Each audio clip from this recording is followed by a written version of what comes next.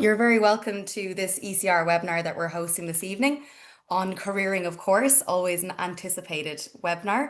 I'm Orla. I am your ECR officer at the Paleontological Association, well, at least until the end of December. You can see that we have some other webinars and events till the end of December. We have our ECR day at the annual meeting, and the next webinar, sorry, is the Leverhulme Trust Grant after this in November as well. If you're interested in joining that grant, the registration link is available here, so you can scan it as a QR code if you so wish to do, or it's on our website as well. So very easy to register for that. But today, of course, we are talking about careers from people who have done sort of paleontological backgrounds, and they might have stayed in careers that are associated or more interesting in the broader community of what you can do after a paleontology journey. So today we have Dr. Annika Brombacher from the University of Southampton, who's working at the National Oceanography Centre. And we have Dr. Neil Adams, who is based at the Natural History Museum in London and is a curator of fossil mammals. Annika is still a researcher, but has transitioned into something different, and I will let her describe that in her talk that she will give you now. I'm going to stop sharing my slides now. And Annika, I'm looking at you first, if you would like to maybe share your slides, sure. and take it away. Sharing button, there we go. Can you all see this in full screen mode?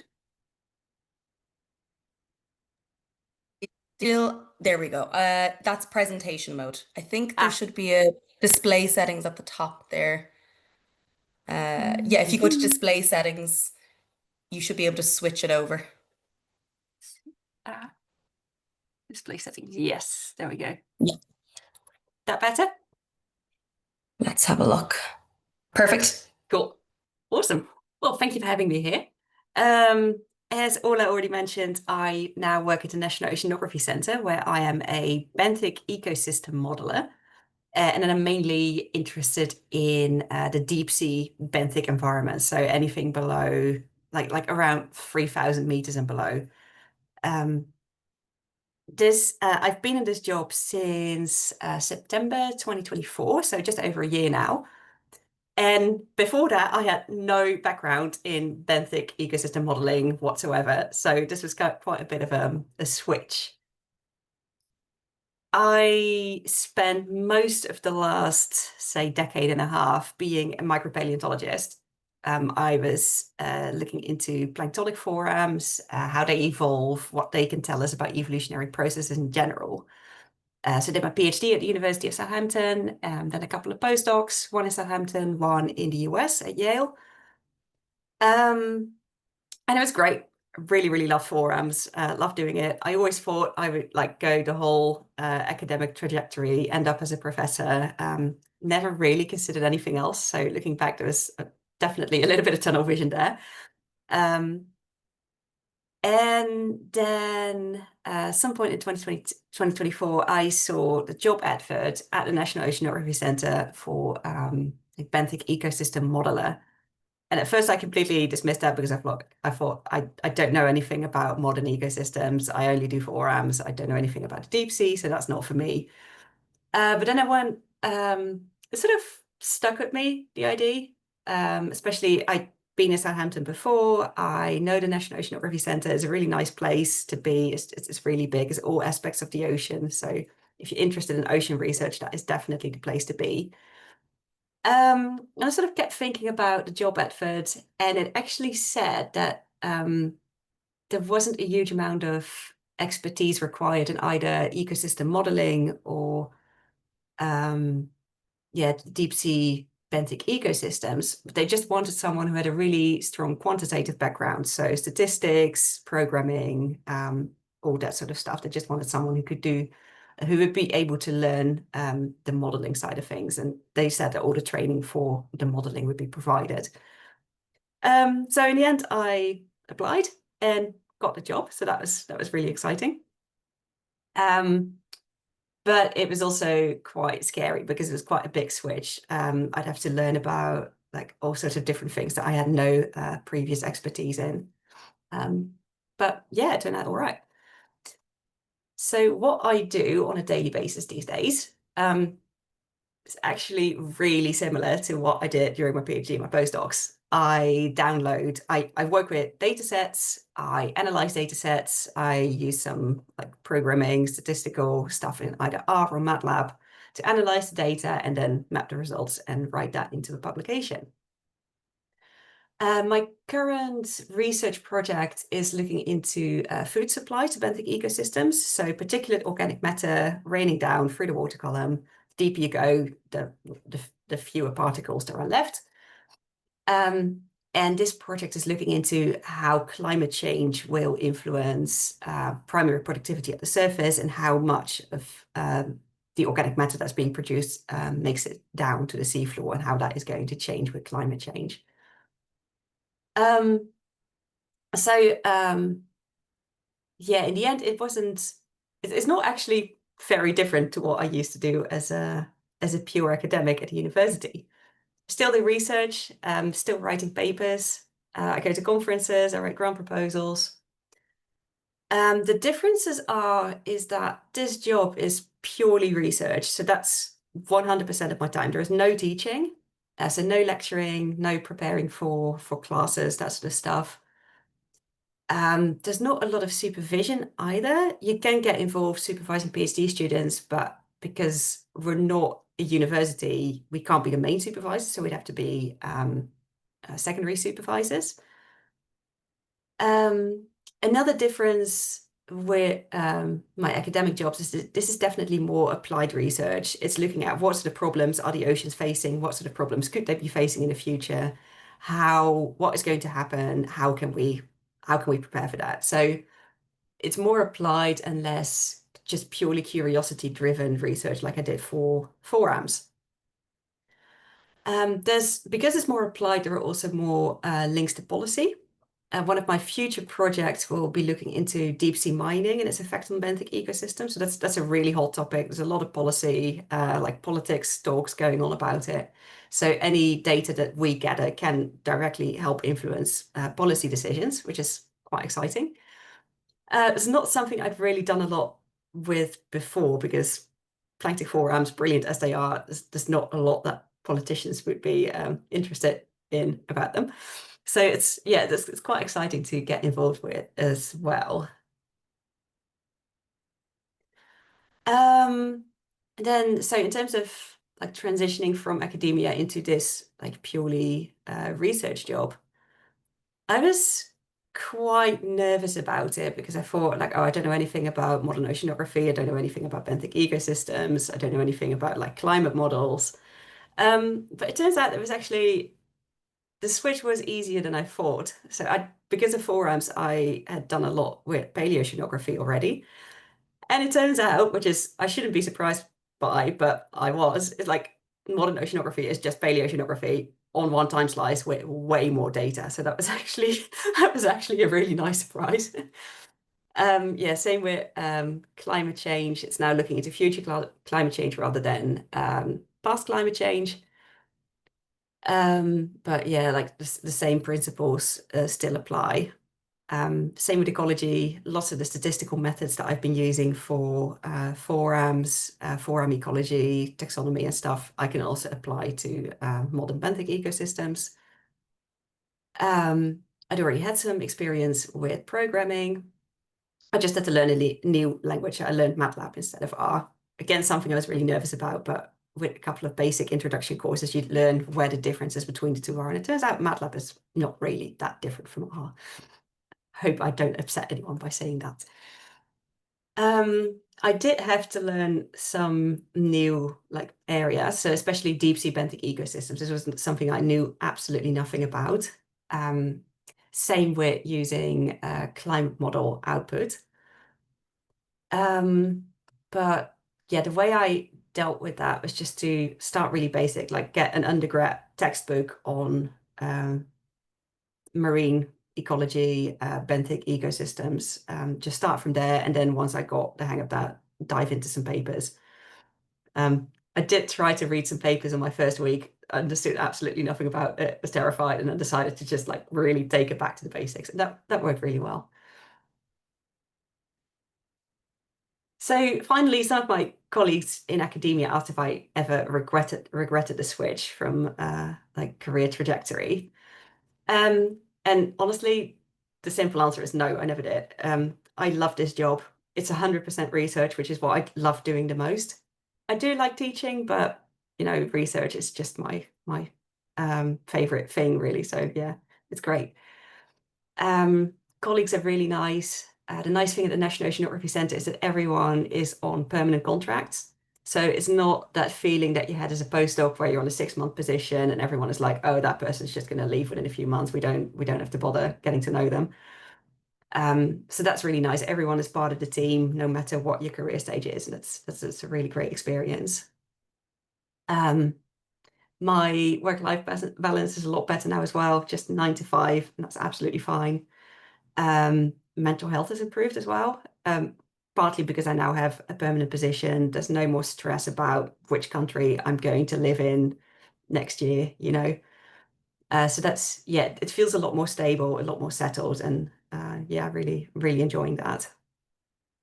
And I think the only thing that I really miss about forum research, what I did previously, is just my colleagues there, because the forum community is really, it's quite small, it's very close-knit. It's always when you go to a conference, you always meet the same people. It's lovely to catch up. So I don't have that anymore, and I do regret that. But yeah, it's yeah, just there's the same thing building up again in the new job, I guess, which is going to take a bit of time. So yeah, that's pretty much all I had on my slides. So if anyone has any questions about that, I'd be really happy to talk more. Thank you so much, Anika. That was really insightful and also just really interesting to see where the differences lie between sort of the idea of being like a permanent researcher full time and an academic, right? Where there's two, they actually two are quite different Yeah, yeah. positions and roles. So it's really good to see sort of the differences and the pros and the cons. Um, Neil, we'll go straight on to you now. If you wouldn't mind sharing your slides. And I've already made a list of questions here for you, Anika. Awesome. So I've been vigorously writing away. Neil, if you want to share your slides and we can hear from you and your curational role. Sure thing. Just let me know if you can see what's going on. Hopefully you can. Yeah, looks good. Wonderful. I will make two apologies right now. One is that I am recovering from a cold, so apologies for the spluttering and coughing that may occur. And second is that the museum has been having internet and Wi-Fi problems all day long. So if I suddenly cut out or disappear, that is why. Or if I suddenly freeze, please shout at me, and I will try and fix that somehow. But anyway, yeah, so as Orla said, I'm Dr. Neil Adams, and I'm the curator of fossil mammals here at the Natural History Museum. So I thought I had some slides from some teaching that I did a while ago that kind of covered a similar concept of like how I got to where I am now, more from an kind of undergrad through. So I appreciate that a lot of the audience here might already be a bit further on in that journey.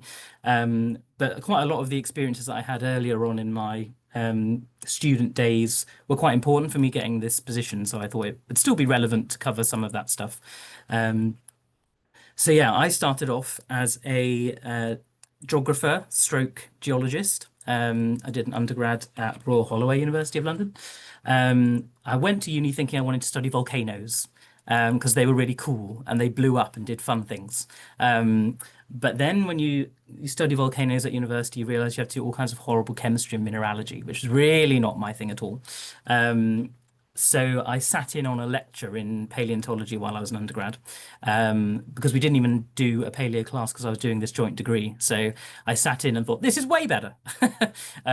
So then I did that whole module kind of on the side whilst pursuing the rest of the core program. But really soon realized that paleo stuff was really what I was into. And like all keen undergrads, I was trying to find some stuff to do in my summers between my undergrad years. And I suppose this is where, discussion of privilege and not having to, I didn't have to work over the summers, that kind of thing. I had support from the grants and loans and stuff like that to mean I didn't have to do that. So I could explore exciting things. So these were some of the things that I got involved with as an undergrad. And as a common theme that you'll see through a lot of the stuff that I've done is that I've been really lucky with timing of things when different opportunities were around. So things like going on field work, because there's obviously field work that you do as part of undergrad programs in geology and paleo, I guess biology too. But it was cool to have opportunities to be more involved in proper academic field work. So I saw this scheme that the Royal Geographical Society run, which is a fieldwork apprenticeship scheme, which is typically only for projects that are abroad. So I emailed one of the researchers of the uni where I was an undergrad and said, is anyone doing any overseas field work? Would they like a little keen undergrad to tag along? And they said, oh, actually, no one's doing overseas field work in that period of time. But I dig in a cave. Do you fancy coming? And I was like, yes, please. So that was the first year, 2013, that you'll see on the first picture. I don't know if you can see the pointer. Maybe I need to enable that somehow. Can you see my cursor? Yeah, you can. Perfect. So this picture on the left, here's me sat down in the trench at the bottom, back in one of the early digs from this cave site in Somerset, where there's Ice Age deposits that are really cool, really loads and loads of fossils. And yeah, a really nice supportive team. So I volunteered there pretty much every year since, really. It was for 2 weeks every July. They go and dig up some awesome fossils. But I started getting involved with that as an undergrad. And then I was also seeking out things to do with collections and museums. So I sent kind of relentless emails to a lot of people to see if they had opportunities, internships, anything like that I could get involved with. And the Paleontological Research Institution, which is in New York State in the US, were very, very kindly hosted me for a month. And that is actually a museum that's at a lot of, it's in danger of closing if you haven't seen that in the news. It's a really important invertebrate paleo collection. So do support that if you can, spread the word, because they have some amazing collections and they were also really supportive. And yeah, I got bit by the cave bug. So here's me and my supervisor in 2014, looking a little bit younger than I do now, perhaps. And again, I had really supportive supervisors that were happy to, let me lead on some quite interesting projects. So not every supervisor would let a little undergrad start cave excavations at a completely new site and see what they would find. But I got really lucky there. So there was this amazing site just a few miles down the road from where we were digging in this first photo, called Westbury Cave, where there's some really unexplored kind of early Pleistocene stuff that goes back about 1 million years or so with some very interesting mammals. And at the same time, I was lucky enough to work with, so it's fitting that I'm giving a Pallas kind of mini talk here, because it was the first year in 2014 that they offered undergrad research bursaries. So I was one of the first, I can't remember how many there were initially, maybe 8 to 10 or something like that. Maybe fewer from the off. But yeah, that was another really important kind of marker in the journey, because I was able to work with Professor Margaret Collinson, who's a paleobotanist at Royal Holloway. And she's an expert on fossil fruits and seeds. So I got to work with her, and some of her research works on synchrotron scanning and micro CT, all kind of X-ray imaging, to study both fossil and modern fruits and seeds to kind of understand their evolution. So as part of the funding from the Pallas, we were able to fly over to Switzerland to this big kind of donut-shaped thing, which is a synchrotron. And this is the beamline at the top, the Tomcat beamline, where you can get really amazing resolution scans. So, and work on that led to a few initial papers that helped a lot further along the journey in securing masters and PhD positions.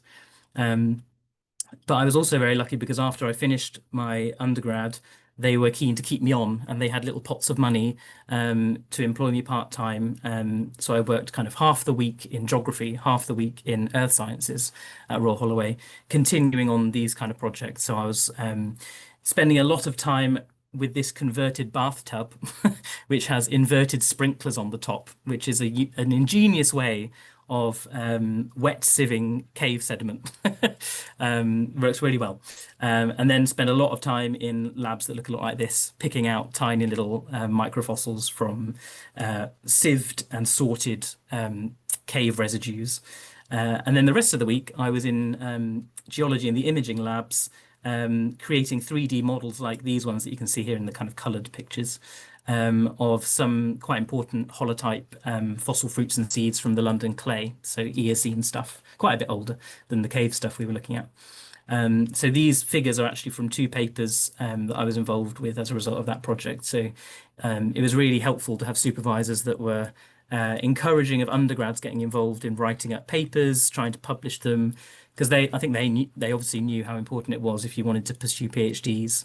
It's a bit different these days, which is good, because back then when I was applying, you basically almost have to have already published a paper to get onto the competitive Research Council DTP schemes. It's a bit more now about the potential for research students to do the research rather than having proven that they already can, which is a good development, I think. Anyway, so yeah, that was 4 days a week, I should say, 2 in geography, 2 in geology.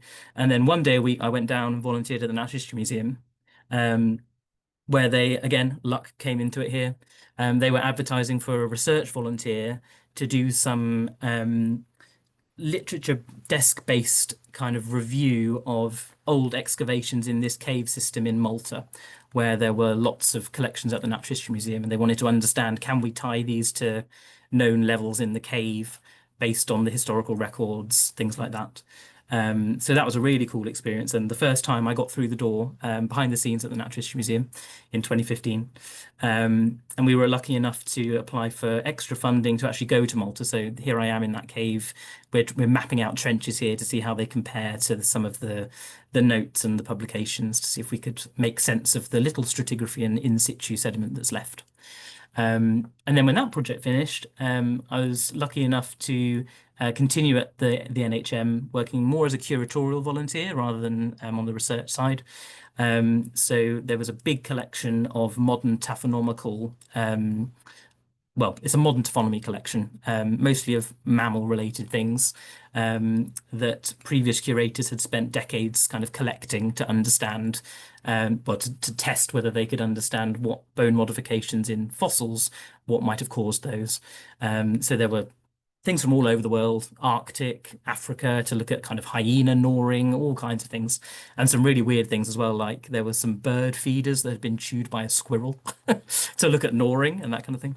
So some really cool things. But that was kind of although I had worked with museum collections before, more from a research perspective, this was more purely curation, documenting, photographing, databasing, working with the collections from more of a curatorial point of view. So that was really valuable. And this down here is Dr. Rula Papa, and she's the senior curator of fossil mammals here. So little did I know back in 2016 that I'd be her colleague in a few years, which was really nice. So then I was a bit torn about what I should go and do next, because I could have stayed in the ice ages that I knew best, and carried on doing a master's. They did a master's in quaternary science at Royal Holloway.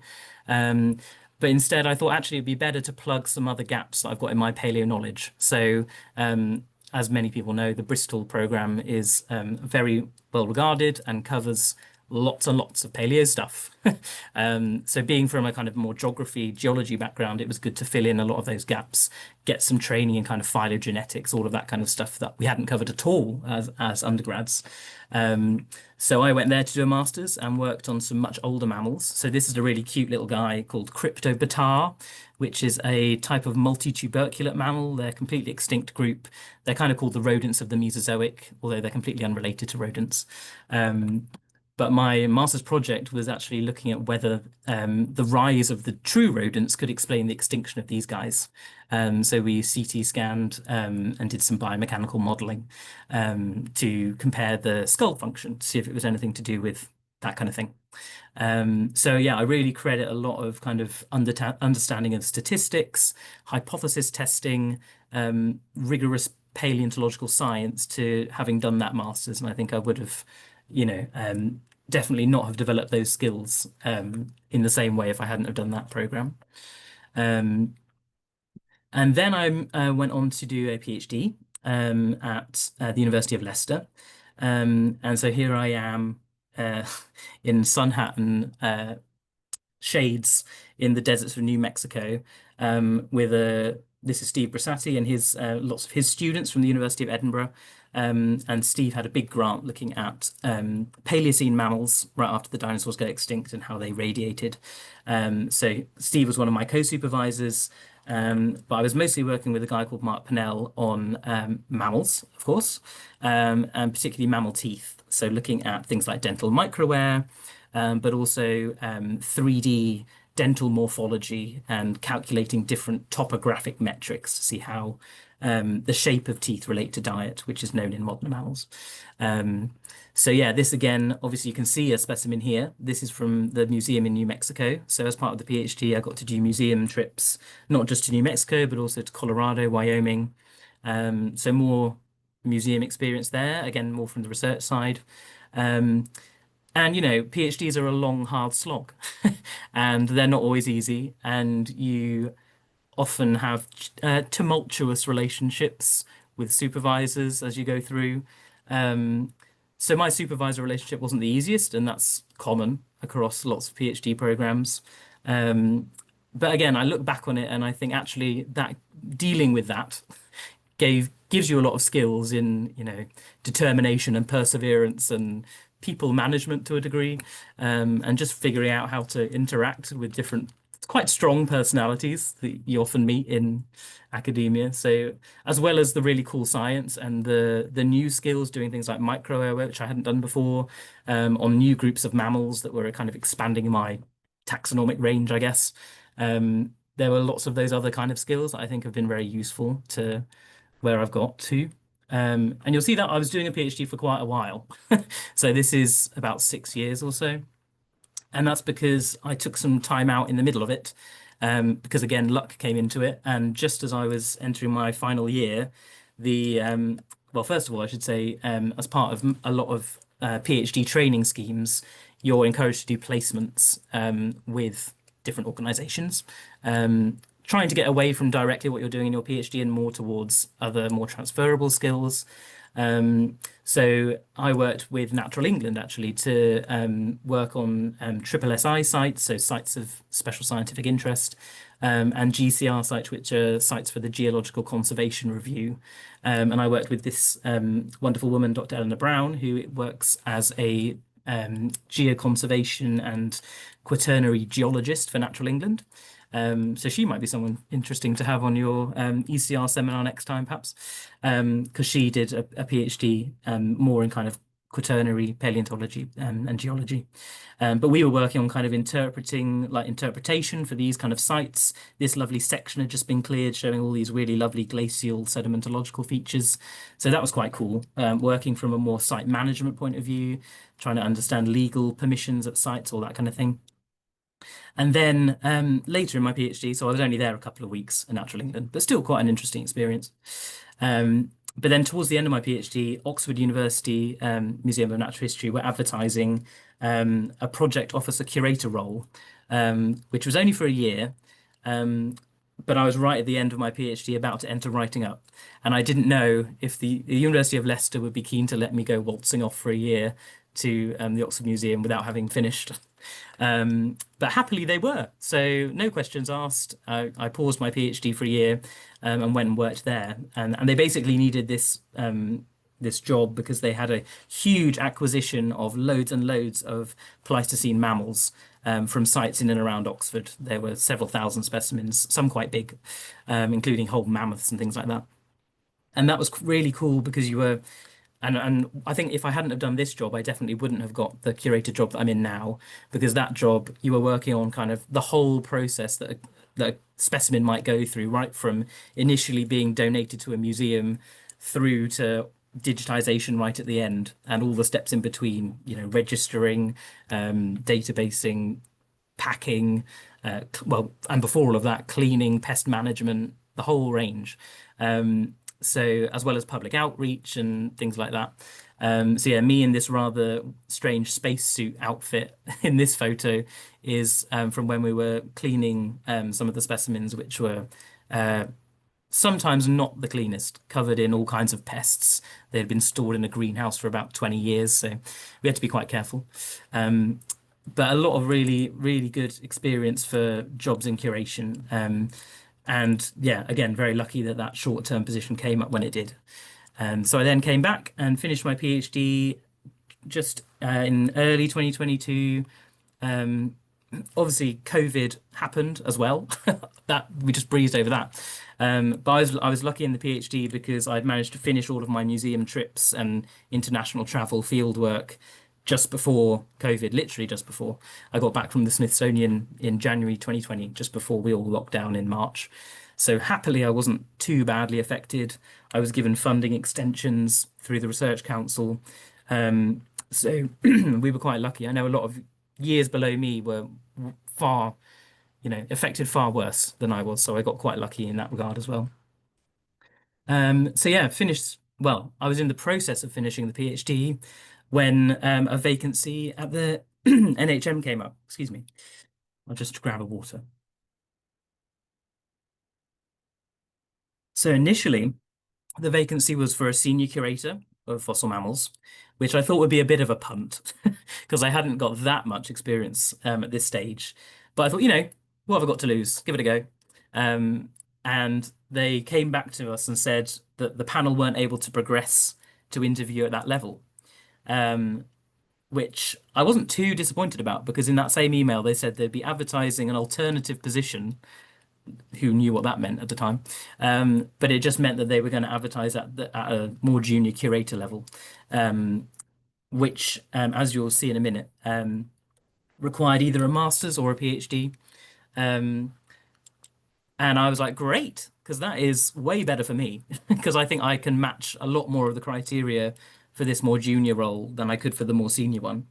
And that was advertised in June. And happily, I was successful in that, having drawn on a lot of the experience from all those other things that I've just spoken about. But it was a bit of a tricky decision because as I was finishing my PhD, my old undergrad supervisor landed a big NERC grant and basically had a postdoc on Pleistocene wolf microair ready to go. And so this came up at exactly the same time, and I had to make a bit of a choice. Do I go into kind of academics, career path, postdoc route, which is what I've been considering, or mostly throughout my PhD.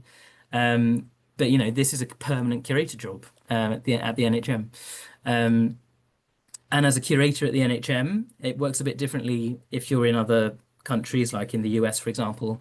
Job titles of curator usually mean more pure research in places like the US, whereas here in the UK, curators are more what you would call a collections manager in the US.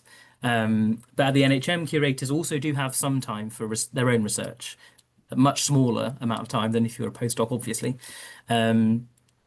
But I thought that this job, as well as it being permanent, also combined lots of the other interests that I had, not just research, but also I was genuinely interested in collections management and outreach. That was a big part of the role too. So all of these things, it seemed like a perfect fit of things for me.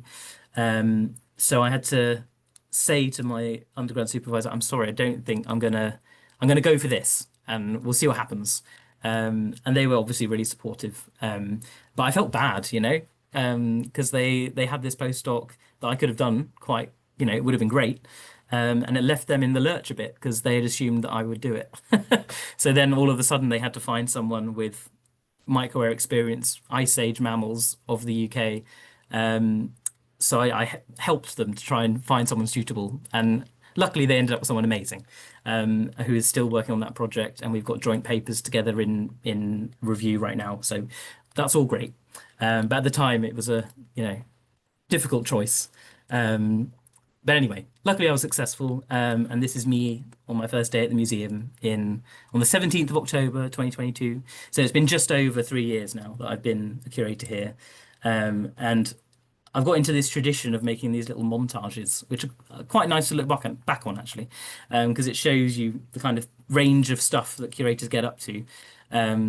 Because here at the museum, we've got just under 500,000 fossil mammal specimens, and we're responsible for all aspects of the curation. So you can see we're doing things like outreach, we've got bits of field work going on here, other curation activities, me at the bottom of that cave in Malta again down there, going to conferences, dealing with pest outbreaks, all kinds of things. So it's turned out to be a really interesting job and really enjoyable job. So yeah, I thought I'd just run through a few of the things that I get up to. So yeah, we deal with all kinds of things, as you can imagine, for a curator. We deal with new stuff coming in, loans going in and out, exhibitions both here and elsewhere. Our specimens go on tours and things too, looking after the specimens and their condition, imaging them for X-ray imaging, laser scanning, surface scanning, photogrammetry, all that kind of thing. And obviously dealing with visitors that might come and do destructive sampling, or just come to study bits of the collection. And that's probably part of the job I love the most, because they know about the collections, in some cases, way more than I know, and I'm learning about new things all the time, which is just really, really, really interesting. And obviously we get inquiries from members of the public, which are also very fun to research and deal with. And we get public engagement opportunities and outreach, as well as giving tours of the collection and some consultancy work too. But as I mentioned, we do get to do some of our own research as well. And we can get involved with fieldwork, going to conferences, also doing teaching, and having students too. Obviously, there are negative sides to every kind of job. And I mean, it's a bit obvious, but there's so much paperwork when you're a curator. But I've now got a fond affection for a well filled in material transfer form. So yeah, there's a lot of tradition, especially in a massive place like this, where there's so many departments. There's a tradition of working just kind of on your own. You're a fossil mammal curator, you will work on fossil mammals, and there's maybe some siloed traditions, I've called them there, and some communication issues across, we've got big teams of curators, big teams of exhibition staff, big teams on other projects. So sometimes the communication between all those moving parts isn't the smoothest, and it can often result in deadlines with quite tight turnarounds that do result in a lot of stress sometimes, not just for us, but for everybody involved. And in order to keep all of those things going, sometimes we do work more than we're contracted, which is not always the greatest. But I love this job. Often it's a dream job because we're working with such an amazing collection. We're doing curation, we're also researching that collection as well. And a lot of our colleagues are amazing, and really great to work with. So it makes it worth it, I would say for sure. One of the big things, especially working in a big place like this, is that huge infrastructure projects can come along and they would be, career defining. They would take up a lot of your time. So this one, NHM Unlocked, is the program name, is basically one of the largest museum collections moves ever. We're moving a lot of the collections out of London to a new site just south of Reading. And the whole of the fossil mammal collection is going, as well as a few, quite a few other collections around the museum. 28 million specimens in all are going to be moving, and 10 million others just around the other sites. This started, it was well underway when I joined, which I was aware of, but it has an end date, an opening of the new facility in 2031. So I will have been working here getting on for a decade, and a lot of our work is now focused towards this, at the expense of other things. So yeah, just something to bear in mind if you're thinking about working for a big museum like this. Big projects like this can come along and mean that you don't do the job that you love for quite a long time. So right now we're spending about 60% of our time just on moves preparation. And we've closed the collection now to external users. We don't have visitors, we don't do loans, anything like that, because we have to focus on, preparing nearly 500,000 specimens to be put in the back of a lorry to go down the M4 to Reading is quite a big job, and dealing with all the documentation of that. So it means that right now, time for research is limited, which is a bit of a shame because I really do love doing research. and other things are limited too. So, like I said, I love having visitors. That's all a bit limited at the moment. But it does have its positives as well. So they're really trying to drive collaborations with the University of Reading, who will be our neighbours when we move there. And Fossil Mammals has been taking real advantage of that. So we've got several really, really good projects set up with archaeologists there, with geologists and quaternary scientists, through funded projects to do all kinds of things, but also get involved with teaching as well. So we've got some really good projects there. So every cloud, I suppose. And I thought it might be interesting to, for this kind of event, to show what the museum thinks my main my main responsibilities are, or what they were when I applied. So this is from my job application. So these are what they see as my main responsibilities back in 2023. Or 2022, sorry.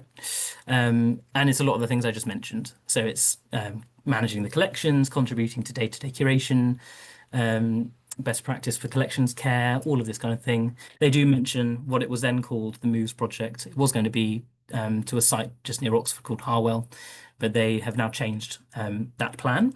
But anyway, so that was mentioned and I was aware of it. Because as well as the move to Reading, I will be physically moving to Reading. My job will be moving there. So I've been based in London for the last 3 years and will be until an unknown time in the future, probably about 2028, maybe a bit later. And then the role will move to Reading. So that's another thing to bear in mind with museum roles like that, where new sites might be made and your role might move. But you can see in the responsibilities, it says you'll be doing public engagement, supporting visitors, helping researchers, but also contributing to scholarly outputs yourself and writing journal papers and things like that, and applying for funding. So a whole range of different things that curators get up to. And this is what they were looking for in the person. So as I mentioned, they were, for a curator job, they wanted a master's or a PhD. For the senior curator, I think they had to have a PhD. But a lot of curators that join now at the NHM do tend to have PhDs, particularly for the specialist curator jobs in particular areas. And this is what they were looking for. So expertise in, anatomy, classification, nomenclature of the group that you're going to be curating. Makes sense. Knowledge of and experience of working with collections, working with data sets, knowledge of information management systems, all of these kinds of things. A lot of these lower ones are quite transferable from lots of other roles that people might have done in the past. Working with data sets, for example, that could be any kind of data set. Working as a team member, these kind of things. So this is where I've mapped my kind of experience to these points. So because I worked on, as an undergrad, Ice Age stuff, as a master's student, those Mesozoic rodent-like things, as a PhD student, other Paleocene mammals. I had quite a range across mammals as a whole. And with all those different experiences, I'd worked in museums in various ways, as a researcher, as a more on the curatorial side, as a volunteer. And as I said, many of the projects that I've involved with have helped develop all of these skills. So whether that was, big projects as a student or as a volunteer or as an intern.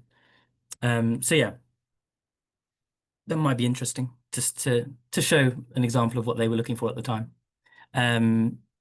So yeah, this is my general advice, a few bullet points. Obviously, good grades and good qualifications are helpful, but actually it's the experience and skills that would probably land you a job, especially in curation. And I was really lucky and privileged to have the opportunities come up at the right time, at the right points in all of those different stages. And to have amazing mentors a lot of the time that were putting me forward for things and suggesting I do different things.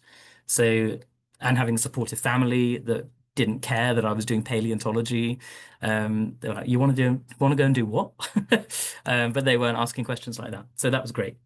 So yeah, but I would just say for anyone really, that's interested in this, working with collections, if you want to be a curator, it doesn't just have to be a museum collection. It could be university collection, teaching collections, other research collections, anything working with collections will have transferable skills for working in an actual museum collection. So don't just think that you have to go and volunteer at the NHM to be considered for curatorial jobs. So yeah, that's a bit of a wander through my path to becoming a curator. And I've only been, I'm not sat here with decades of experience as a curator. I've been in the job for just over 3 years. Um, Mostly because of the lucky timing of when this job comes up, because curators of fossil mammals at the NHM don't come up very frequently, and people tend to be in these jobs for most of their career. So I got really lucky that this particular job came up when it did. But yeah, that's it. Happy to take any questions on any of that. Sorry it was a bit long, but hopefully interesting at least. That's good. Thank you so much, Neil, for sharing a very detailed journey to so far. I think what's really stood out for me was the amount of volunteering and any opportunities that came up, you really took it to, which I'm sure helped you, considering you had your PhD done at that point with so much outside experience already there. That must have really helped, I think, with the curational to show even just your enthusiasm for any kind of paleontological work outside of your degrees at that time. So, thank you. Really appreciate that. I have plenty of questions for both of you. I've just put into the chat there if there is questions from the audience, by all means, pop them in. And Nydia, I'm sure you also maybe have questions that you might want to ask as well. I will start off with one of the first ones that I have here. Something that came up for me was with Neil's the curational work, it's very obvious sort of who you are doing this work for and for kind of what reasons. And I'm wondering for Anika, for your job as a permanent researcher, um, who are you answering to with that kind of a job? Do you know what I mean? Because I'm not Yeah, sure yeah. if it's a state-run Hmm. job, or I'm actually really interested to know how that works. So the National Oceanography Centre is a charity, and it's basically the main UK research institution that investigates the ocean, essentially. We still work with grant funding, like NERC grants, all sorts of privately funded things as well, sometimes collaborations with industry. So in that case, yeah, it's the same as academia. You have to fulfill the obligations of the project. And yeah, the overall goal just all sort of should tie into the goals of the charity, which is just to further our understanding of the ocean, improve people's um, the benefits they receive from the ocean in a sustainable way. Yeah, okay, that makes sense. So it's kind of depending on who the employer or the project comes from, and then it's sort Yes, of yeah, handed down and sort of taken that way from. yeah, So I'm yeah, presuming that there's a group of you then that work on different aspects of a project, or is it just yeah, yeah. you alone? It's a I lot. doubt it when it's deep sea, but It's much more collaborative than what I was used to from yeah. academia. So at the end of my second postdoc, I was writing lots of grant proposals for fellowships. But it's really the point that one person is in charge, and then you've got a couple of PhD students and maybe a postdoc, and they all do as you tell them, essentially.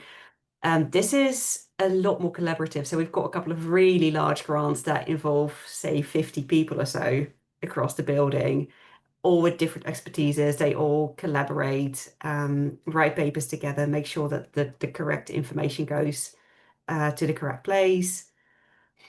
Yeah, so I'm currently involved in like 2 or 3 different projects, sometimes only for 6 months, sometimes for several years. So it's really nice because it shakes things up a little bit. There's always different things you're working on, and then after a few years that's done, and then you move on to something else. So it's not it's very varied. There's lots of different things you get into contact with.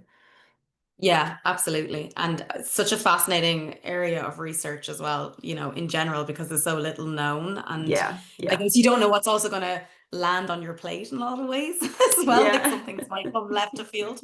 So I do like that kind of element to your job. My second question is for you both as well, along these lines of you both took at one point quite a brave step with getting the jobs that you're in now. Anika, for you, it was kind of you looked at it and you were like, oh, I don't know, but you thought about it. There was something there that drew you in.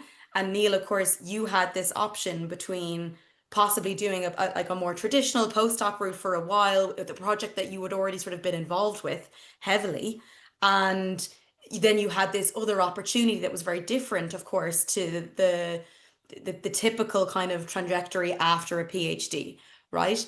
And I'm wondering, when you did decide to take the leap and say, yes, you're going to apply for these jobs, did you tailor your CVs slightly differently because these jobs, they're not the typical, like it's not going for a postdoc. And I think a lot of people who come and listen to these talks, they're coming from either a PhD or a postdoc perspective. And I think it's hard to grasp where things might go wrong on a CV, like what to highlight instead of a typical lectureship position or something like that. So what did you guys do different that I think, might have stood out that you needed to kind of highlight that you had the skills for, but didn't necessarily need to highlight them in a more typical sense for a postdoc? Neil, if you want to go first. Yeah, sure. I mean, yeah, definitely. I definitely tailored it to it was a very different CV to one that I would have submitted for the postdoc position. I didn't get as far as even submitting the application for the postdoc position because this one came up earlier. So I don't know exactly how they would have differed. But yeah, I basically took the approach of like mapping the skills that I developed in all those different things on the CV against the skills that were outlined in that personal specification. So I think that helped me structure it to what they were looking for, I suppose, if you see what I mean. So and it didn't require you to submit. It was a bit of a strange system they've got at the NHM. They don't require you to submit a two-page CV or something like that. They have an online system where you can just input all your education, and then you can more free form explain about the different experiences and how they map to the competences. So I think it's a bit different in that application process, but it was very tailored to what they were looking for in the job advert and how the skills that I developed through PhD and before mapped against those things. And it was, I mean, there is research element, but it was a much more minor element. And I think they were keen to see that there was, you had some research projects in mind as well that were linked to the collection. But it was much less a major element. So, but yes, it was definitely tailored in that way. Okay, okay. So you had basically opportunities to kind of give examples essentially in the way the CV was formatted online. Yeah, yeah. Yeah, I see what you're saying. Anika, what about you? How did you kind of change that over? As you're saying, like there's no teaching or supervision Yeah, necessarily yeah. with this job. So I completely scrapped admit all it, of delete the, it. yeah, exactly. I just deleted everything about teaching experience and like teaching vision, like all the stuff that you need when you apply for lectureship positions, which I applied a lot for. So I just talked about my passion for research really, which felt a lot more honest as well, because like every time I wrote a teaching vision, there was always a little part of me that went, is this really what I want to do? Then I thought like I have to like tunnel vision, Yeah, academic there's career, a I want to be a little voice in professor. the back of your Yeah. mind. Yeah, and also one thing I was quite careful with is that because I didn't meet all of the job criteria, like it was an area of research that was outside of my expertise, I outlined how I dealt with like changing research topics in the past, that I'd been successful with that, and that I was really keen to like basically the first day of the job just to start learning about benthic ecosystems, get all the textbooks, get all the like the online webinars, do an online course on modeling on MATLAB. So just showing that I'd already made a plan on how I could bridge that transition. Oh, excellent. Okay, so you highlighted those things actually in your CV. Yeah, I think yeah, that's actually a really important point because I don't think many people would maybe highlight these are the skills I don't have, but actually this is how I'm going to yeah.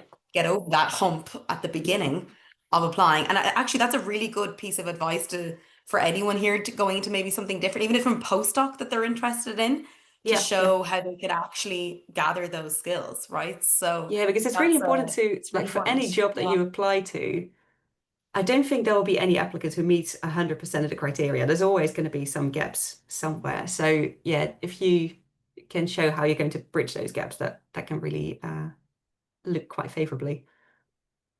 Yeah, yeah, absolutely. Another question that I had, Nydia, sorry, I will let you go first because I can see you have your hand up, so No, please I go. wanted to say something about how I also tailor my CV very differently. So I jumped Yeah. into the curatorial role right after Marie Curie Fellowship. And obviously, the way I tailor my CV for the different fellowships I apply for was very different as how I did it for this. Can I just share my screen really quickly? Let's Yeah, of see. course.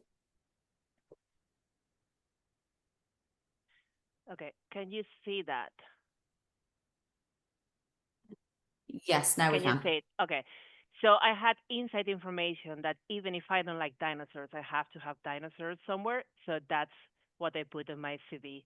So I had a big dinosaur there, and then a picture with a dinosaur, which I would never do that for a for a for a fellowship application. But yeah.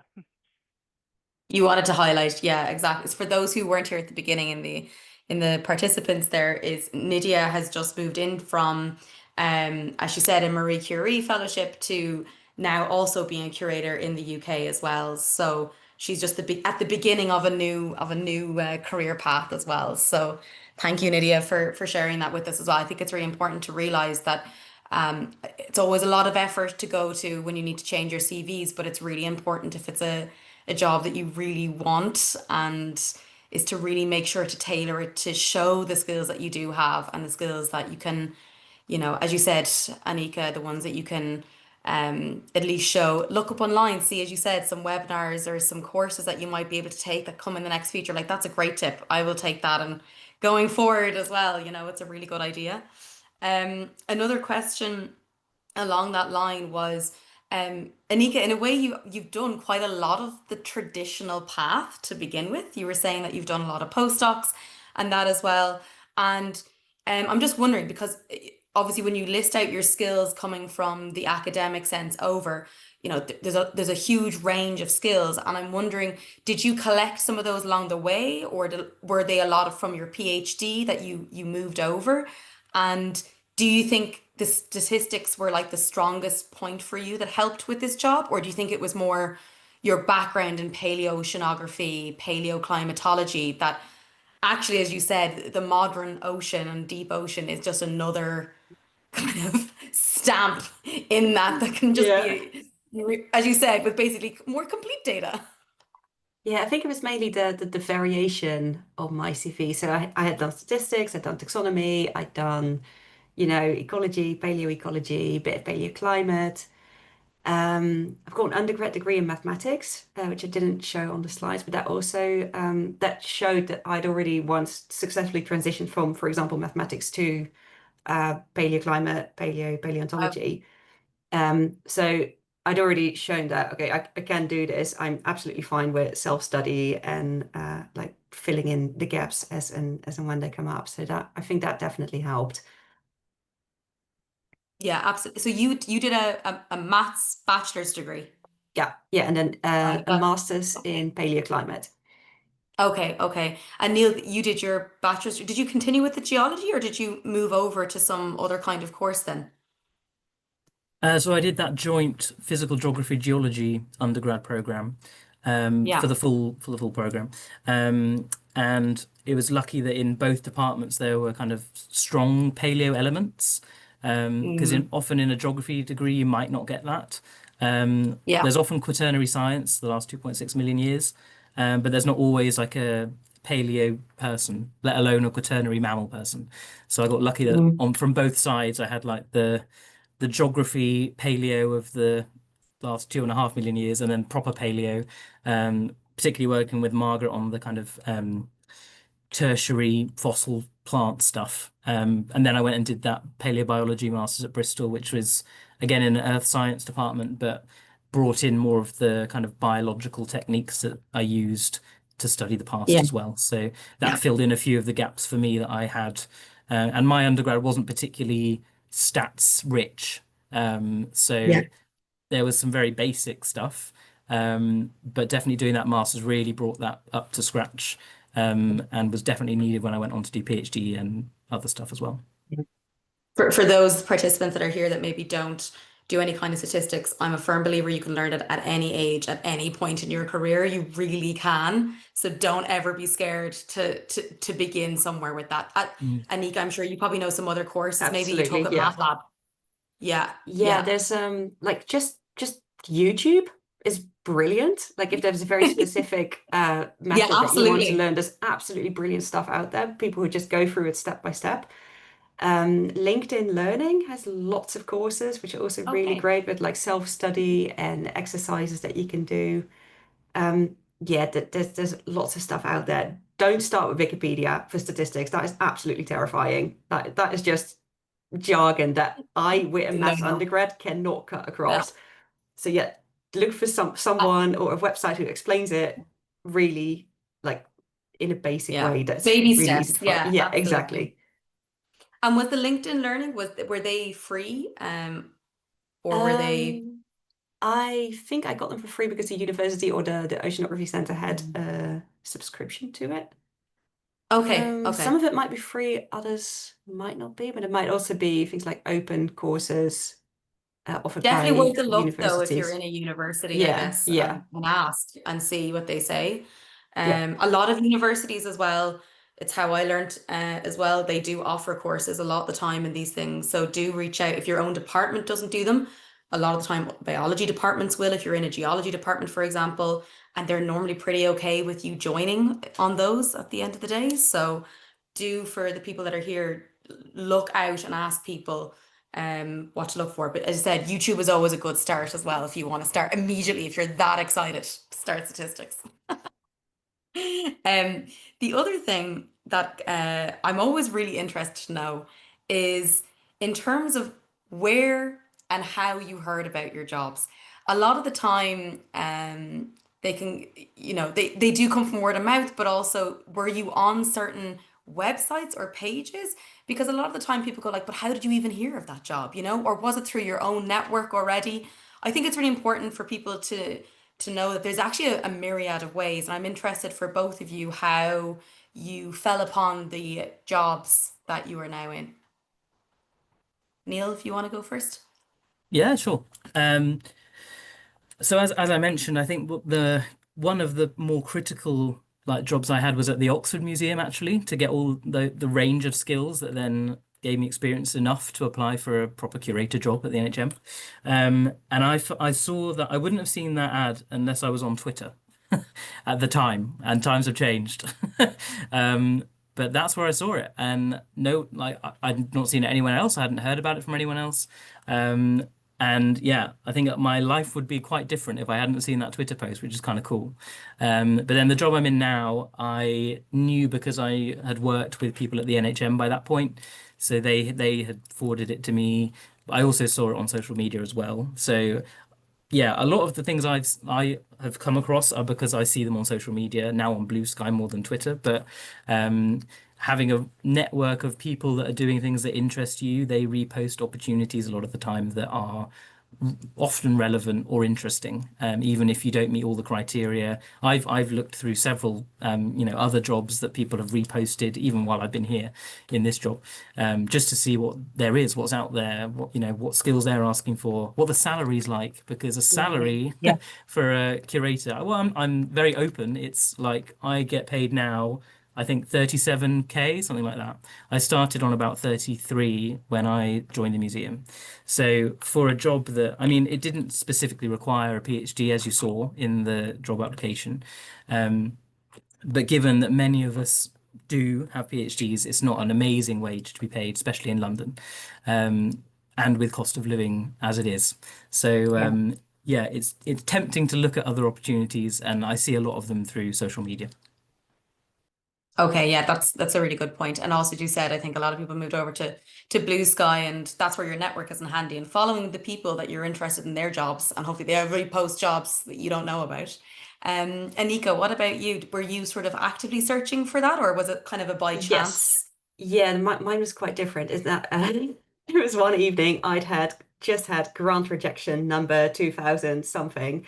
I was completely fed up, really angry, and as a sort of like revenge mode, I went looking for jobs in every single website I could find. So I started with places like the British Antarctic Survey, the Oceanography Centre, the Met Office, just any sort of research institute I could think of, just trawling through all of the job adverts. And then, yeah, I came across this one and yeah, decided to apply for it a few days later. was pretty incredible searching. Well worth, Yeah. well worth the rage search. When the rage got into something. Yeah, yeah. I do also still see a lot of stuff coming up on LinkedIn if people are onto that, especially for the non-academic side of things. The companies, Definitely. research institutes are quite active on there, so that's also definitely one to keep in mind. Absolutely. So between sort of blue sky, social media, I definitely see more traditional academic opportunities for sure on those outlets. LinkedIn, as you said, is really good for industry, always has been. That's where that community lives. Yeah. I think another one to plug always is, I think it's earthworks.com. They're pretty Yeah. good because they both cover both academic and industry as well as degrees. And you can filter it to oceanography, to mining, to whatever it is that you're interested in. So I always like to give them a plug. It's how I found my own PhD, going through the same situation, going rage looking for something when I was working my retail job. So I completely understand. It is worth doing it that way and trawling through the different jobs that are available to you. Um, Neil, yeah, you have your hand up there. Yeah, I was just going to mention if museum jobs are of interest, there are several different promoters of museum jobs. One of the best is maintained by the University of Leicester, where they have a really strong museum studies Yes. program. And they have what's called the Jobs Desk, which is a web page where they list all kinds of museum jobs, including curators, but lots of other museum roles too. So definitely look at that if you are interested. I didn't know if it was still active. I just Googled it. It's still active. So that's great and still being updated. Very cool. So Is that just that's covering the UK, do you know, or is it museums kind of I more think its broadly? focus is the UK, but I've definitely Okay. seen opportunities abroad on there too. So I'm just scrolling down and I can see things in Switzerland, various places. The focus is UK.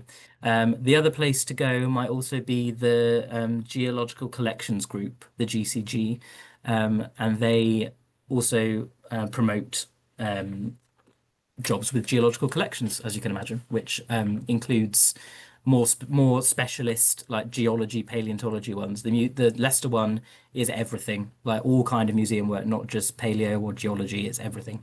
Could be fashion, design, anything like that. But the It's skills also a might be good place, I transferable. think.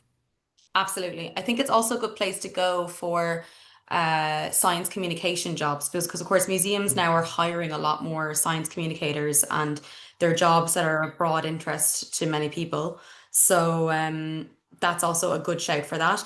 I think Anika, as you said as well, something that I would always plug working in academia here in Germany is they're not the most they don't really use the internet the way that maybe the UK does when it comes to advertising jobs. There's no, as far as I'm aware, central place to look. So if you are looking more broadly, I would say to the people that are here, if you're looking for, in France or Germany or Switzerland, places like that I know of, go to the Institute website and you will find a list of jobs there because that's where they always advertise the jobs in my museum where I work and in various other institutes I know in Germany. So a lot of the time it looks like there isn't jobs going here, but there's actually a lot in Germany at the moment in museums because there's kind of a push at the moment for some jobs to be filled.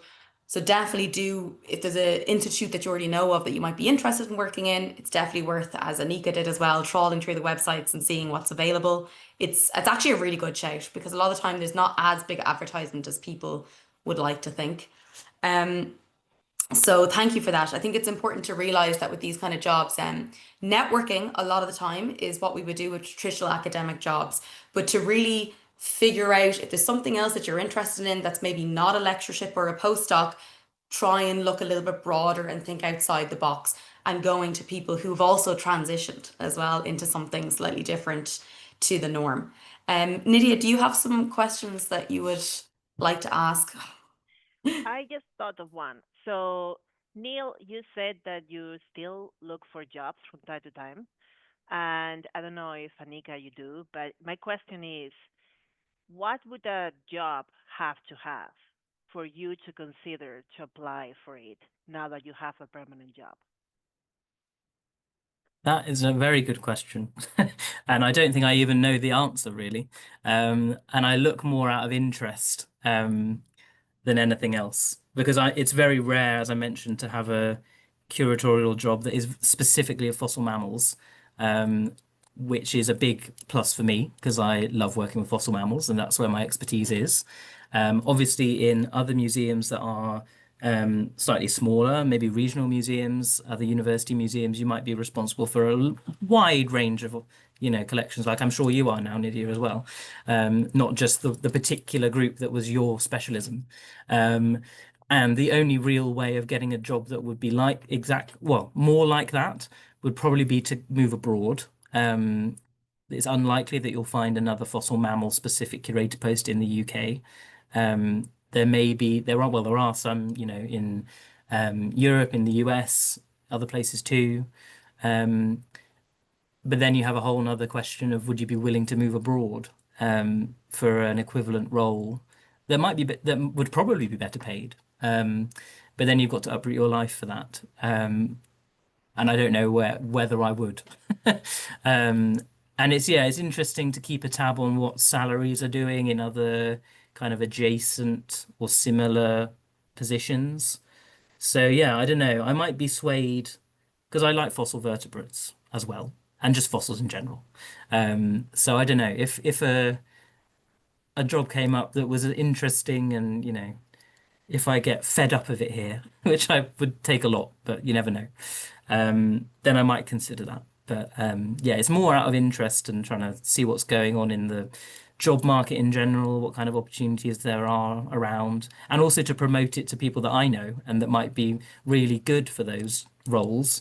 Because in a lot of, a permanent curator job is a rarity, and a lot of museum roles are fixed term, they're not permanent, and we get loads of amazing curatorial assistants, collections moves assistants, lots of people that are moving through the museum after a few years. So I'm also keeping an eye open for those kind of things and helping signpost them to the right people sometimes. So I've done that on a few occasions because I know they're really good and would really enjoy working at these places where I know people. So yeah, that's a very long answer, but the answer is I don't know really.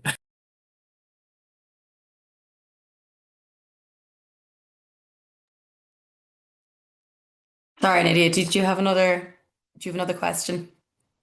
No, no, Anika, do you want to add anything to that, or you're Yeah, sure. perfectly happy? Yeah. Yeah, no, I have moved countries twice now, so for me at this point in my life, I really want a stability. So I'm absolutely not looking for other jobs at the moment. My salary is really nice. It's slightly higher than the average junior lecturer salary, so absolutely nothing to complain about there. Yeah, the research is great, the colleagues are great, so yeah, I'm not looking to change. Oceanography Center always felt like there was some always random things happening when Yeah. you go across the aquariums. It's always a really cool place to work, You always want to see behind every single lab door because of that. So Yeah, and it's definitely jealous that you work there. it's great. There's lots Great of place hiring to work. going on, so do have a look. Yeah, I really should.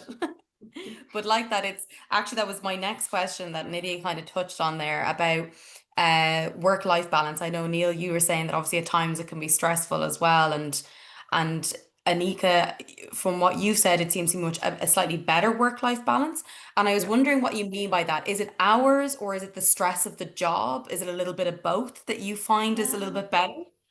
Yes, it's definitely like the stress of not knowing when your next job is going to be and where it's going to be, and like spending half of your time applying for jobs and fellowships. That is fantastic that I don't have to do that anymore.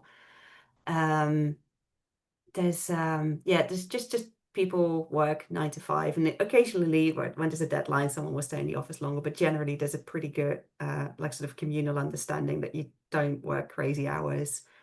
The NOC is really good about if you want to work part-time or if you have childcare responsibilities. So, for example, when I started my job, I was getting a little bit towards a burnout because of my previous job. And I asked when I started a new job, just very casually asked if it was possible to maybe go part-time for a bit. And they were completely fine with that. They were like, oh, yeah, sure. Which day do you want off? It's fine. So yeah, it's been really great in that. It's just like the place understands that researchers are humans rather than research machines. That's amazing that you even asked. I don't know anyone even who would even think to ask such a question, but it's I cut brilliant. it really It's like great. vague, like absolutely no It's a problem. If really, it doesn't work, yeah, it's absolutely fine. But they were absolutely. like, It's like yeah, cool. I know my limits and Yeah, I want to do this job, but actually let's hold the brakes a little bit and like go into this a yeah. little bit more gently. I absolutely love it. Yeah, I work Um, for 4 days a week now, and it's absolutely fantastic. I thought at first maybe I'll just do it for a year, get my things back in order, and then go to full time again. But I'm loving it. So I don't think I want to change this. It's great. And for the yeah, project wise, it was absolutely fine. So I'm not yeah. like nobody is having any negative consequences of me working 4 days a week. So yeah. Yeah, as you said, I guess that's the benefits there, right? Where you because there is no part of your job really where you're having to students are relying on you or Yeah. PhDs or something like that, you Yeah. know, it's a lot easier in those roles, I guess, to kind of manage things like that yourself and you're not Yeah. impeding on anybody else's like collaborative work in that regard. So Yeah, I yeah, mean, I've heard definitely of that's a big people bonus. doing it as a lecturer, like working part-time, maybe 3 or 4 days a week. But then what happens is that the teaching can't be condensed, so it's just eating into your Yeah. research time. Yeah, and you only end up doing one part of the job that, Yeah, yeah, it's the yeah. research that always goes first with these positions, unfortunately. And Neil, you were saying as well, of course, with the curational, I think a lot of times people are confused almost between what is a curator, because as you touched on already, it can be very different depending on the countries.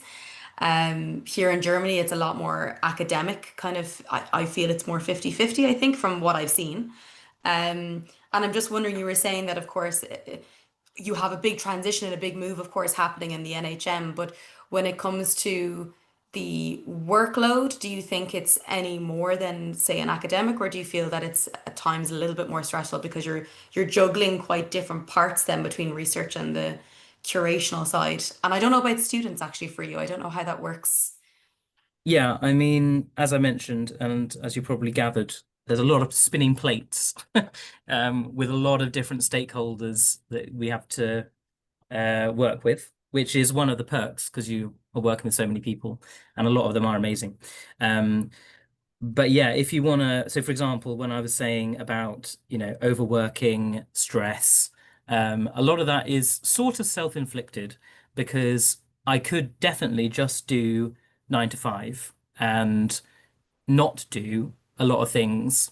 But they're the parts that I like the most a lot of the time. So doing our own research, for example, um, for the past more than a year, probably more than getting on for 2 years, we've almost had 0% research time, with the move, with everything else, with other priority projects, with big exhibitions, with gallery refurbishments, all of this kind of stuff. But I don't want to stop doing it because you also risk, having gaps in publication records. So if a perfect lectureship job came up and I wanted to apply for that, then they might question that kind of thing. So thinking about if I were to go back into an academic route now, you would want to like not have a gap in publications and research activity, and just lose touch with advances and new papers, new studies, new techniques, all that kind of stuff. So me and a few colleagues are probably working more than we should, but because we want to keep our research going and it's a part that we really enjoy doing, and so we're willing to spend some of our evenings and weekends doing that. It's not the healthiest, that's for sure, and we do it trying to, not burn ourselves out totally. But it is a challenge. And you mentioned students, so I have supervised a PhD student. I've had a couple of master's students while I've been here. So the museum, and it depends on your museum, the NHM is linked in with several DTPs on research council funding schemes. Um, but they have to have a main supervisor at a university, as I think Annika mentioned, with the National Oceanography Centre. So it's similar in that way. But some of the time, the principal supervisor at a university might be in name only, and actually they're a student that is registered here, based here, and the curator or the researcher might be their main supervisor really in reality, even if on the paperwork it says that they aren't. Yeah. Yeah. So it's a mixed bag. But at the moment, I'm still keen to try and keep research going. I have papers from PhD that aren't published yet that we're trying to get through. We've got the problem with being a curator, right, is that you keep opening cabinets and finding interesting things that you want to research. So it's really difficult sometimes because you want to do research projects, you want to scan stuff, but you don't have time. So I have a long list of like possible projects for the future, possible student projects that might never amount to anything, but hopefully, because in normal times, it depends which department in the museum you work in. Sometimes you would get 1 day a week, for example, for research, in normal times when there's no massive institutional projects happening. In life sciences, I know they have like 80% for curation, 10% for like engagement, and 10% for research, so a bit less. But in paleo, the tradition was 1 day a week. And as you mentioned, in Europe, it might be more like 50-50, the curation research split. And I think that might be my dream balance, but having never experienced it, I don't know. But it sounds more like what I might hope to aim for if that's ever possible. But yeah. Yeah. Okay, so that's quite interesting then. So you still managed to do the research, but to those attendees here, we would never advise to work over the hours that are recommended. I don't think Neil is either. But of course, he was saying because he wants to keep it up, you're doing it kind of like over what you probably should be doing.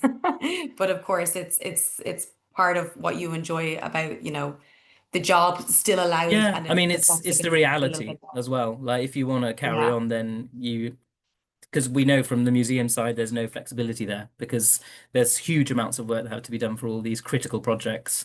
And we're being told, we aren't asking you to do research right now. So when the move is done, sure. But like right now, it's just the reality of the situation, which isn't Yeah, great. And yeah. like you say, I wouldn't recommend that as a general strategy. Yes. But it Yeah. is it's what people are doing here on the ground. Yeah. So yeah.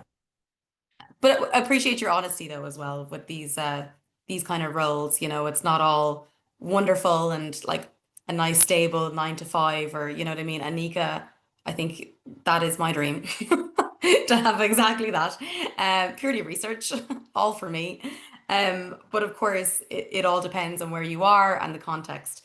So another question that I had for you both is, when it comes to, of course, if we park your sort of science skills and your knowledge outside of that for your jobs and your roles, is more of the transferable skills. And what I'm getting at here is for kind of more broader, not everybody here might, want to be doing research science or curation, but they maybe have seen a job that they want to go into and it's quite different to what they're currently doing. And something that'll be always very important to highlight, but something to recognize that you have, is these transferable skills. And what I mean by that is in terms of communication, project management, conflict management, of course, as well. You know the ones I'm talking about. And I'm just wondering with Anika, for example, with your experience, like you've had quite a long experience already between postdocs and that, in this kind of stereotypical academic environment. And I'm just wondering, did you pick up those transferable skills? Was it through like supervision or through kind of mentors? And have they helped you with your current job? Is there more of a, for example, I could only imagine, but is there more of a set deadlines with the projects that you're doing, for example, compared to maybe academic research in a lot of ways?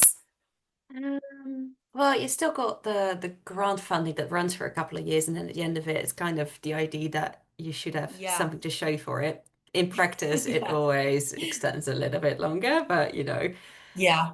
in terms of transferable skills, I think that's just stuff that I gradually picked up along the way.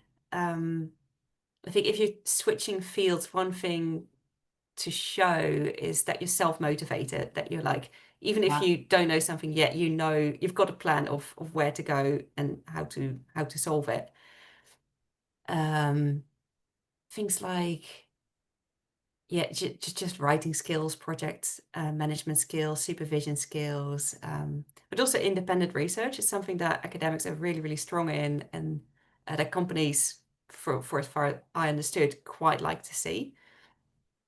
Yeah, absolutely. The idea that you can take a project, not know very Yeah. much about it, and hopefully independently Yeah, continue yeah, it you're not to like the depending end. on Yeah, everybody else in the team. That's like essentially what a yeah, PhD is, just your own yeah, independent research project. absolutely. And of course, there may not always be the opportunities during your PhD to do that, but in a postdoc, there should be a little bit of Yeah. flexibility there to be able to Mhm. kind of stretch your skills and maybe show a bit more independence with at least one smaller project that you're doing, for example. So that's a good place to get those kind of a bit more knowledge and experience with Yeah. those kind of those sort of skills. And in terms of your you were saying with your grants, I'm presuming the grants are they working the same way, that there's nothing really different about them. Yeah, yeah. Okay, It's just checking. it's actually writing them, or at least I've not had a lot of experience writing grants, but I find it slightly easier than I did in academia because it's more applied research. So it's much Okay. easier to explain why something is relevant for society. Like when I was Yeah, doing forearm yeah. evolution, why is this relevant for people? Like, it's cool. It's a true struggle of all paleo people, I Yeah, think. yeah. Yeah. Yes, whereas here it's like on the ground, you are actually looking at Yeah, modern yeah, it's a much more oceans and concrete problem. yeah, yeah, absolutely. So that's at least that's nice. At least when the grants you're writing, it is an easier management with actually trying to sell the project that you're trying Yeah, to yeah. get funded. Neil, what about you? Do you feel like you learned some important sort of transferable skills along the way through maybe some of your summer projects and that really helped with the curational? Because the curational is as you said, you're working with a lot of different people. Mm. Um, Yeah, and you know, I wasn't an expert in working in exhibitions and with yeah, galleries, and I'd done some conservation work, as in stabilizing specimens, but not loads by any means. So those were definite kind of gaps in what I was when I was applying. But definitely and I think a lot of the time people have skills that they don't. Um, recognize can be related to what they're asking for in the job applications, or the experiences they have could be in many ways brought to bear on what they're asking.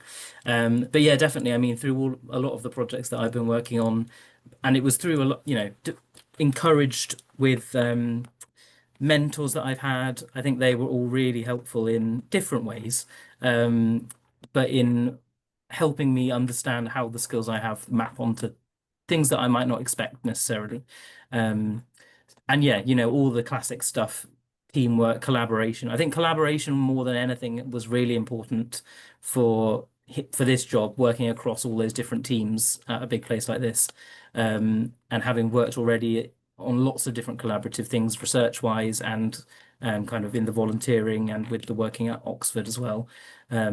Not just working on research projects, but like managing a team of volunteers at the Oxford Museum and working with, because I was mostly based at an off-site store when I was working at Oxford, liaising with all the logistics people and, all of the kind of behind the scenes stuff that you might not think to kind of highlight in applications like that, because it's not like the sexy research or the really hands-on specimen stuff, but it's actually, dealing with those kind of logistical things is actually what you might spend quite a lot of your time doing when you're more of an um, everyday occurrence yeah, sort of situation. exactly. Yeah, And those kind yeah. of skills, communication in that kind of sphere, is actually very important. So I think highlighting those things were a real help when I was applying.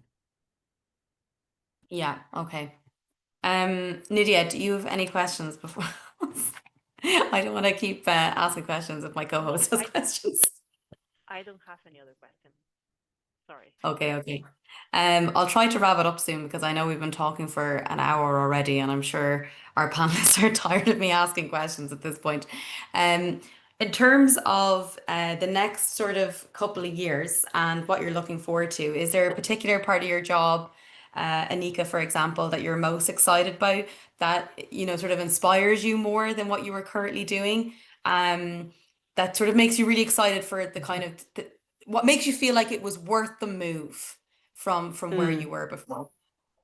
Yeah, no, I'm definitely working towards just establishing myself in this new research field. So publishing a few papers on benthic ecosystems, future disturbances, that sort of thing. I'm really excited about getting more involved with grant writing, possibly as a project lead, possibly as like a co-lead or something. But yeah, just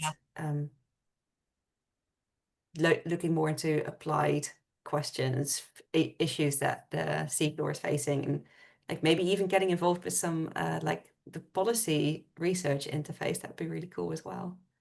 Yeah, that would be really interesting to actually hear about, hopefully in a future webinar, because it's really interesting to see how these things connect. And I think it's something that, as you know, at the end of the day, we're all sort of natural scientists. I don't feel we're very well exposed to how that applies to policy. And it'd be really interesting to have you on again if that's something that you do get more involved with. Yeah, that'd be great. I think it's something a lot of people would really like to understand how that works. How do we go from the science to the actual policy part, especially with kind of the current climate and the sort of what's ahead of us essentially, and you know we know the policy has to change. So that I have to say I'm also excited for you for those parts. And Neil, I think I already know with the big move, but are you excited about that, or is there some other maybe part of your research that you're excited about instead? Yeah, I mean, we're coming up to 2026 in less than 2 months, which is kind of terrifying. Because the stuff starts to move in 2028, and thinking about the amount of work that has to happen before then, it's kind of scary. But also, it's for all I've been saying, it's taking up 60% of our time. We don't have time for research, all this stuff. The move is amazing. We'll be in this bespoke new facility, and in order to prepare for the moves, there's so much curation work happening on the collection. It will be the best documented it's ever been in history, which is really cool. And hopefully more of it will be available online, because everything that goes into our database gets fed onto our online available data portal. And historically, we haven't had a lot on there, given how large our collection is. So I think that's going to be really exciting, getting all of those. I'm really looking forward to getting all the oversized, the really big stuff, because they might be moving individually in individual crates, getting quite specific now. But though sorting out the registration, the documentation for all that kind of stuff is really satisfying, and doing real curation really feels like you're making a lasting difference for the collection. And you hope that the stuff you're doing and the databasing you're doing will still be there in many, many years' time. So that, although it's taking up a lot of time from stuff that I would like to also be doing, actually all that curation work is quite fulfilling and quite satisfying a lot of the time. So I'm looking forward to that. I'm looking forward to getting the collection to the state that it's ready to move. And then it's going to be scary, because then we actually have to start moving it all and unpacking it and putting it into the new building, and then getting used to how that's going to be. So there's lots of positives, the links with Reading. Fossil and modern mammal collections are going to be coming together a bit more, so that's going to be really cool. So there's loads of real positives from the move, and lots of big projects that we're very excited about, especially with the research projects we've got going with the University of Reading, which is working on, for example, our field samples collection, which people don't really realize we have. They think kind of bones and teeth and actual remains of animals, but also the important field sample collection from important sites, and getting that kind of digitized as a resource that researchers can discover and use, and doing cool like new proteomics research on it is what we're doing at the moment. So all that kind of fun stuff I'm looking forward to a lot. Thank you so much. I think I'm excited for both of you, because I mean, in a way, you're both sort of contributing these large data sets, both past and what we will need for the future.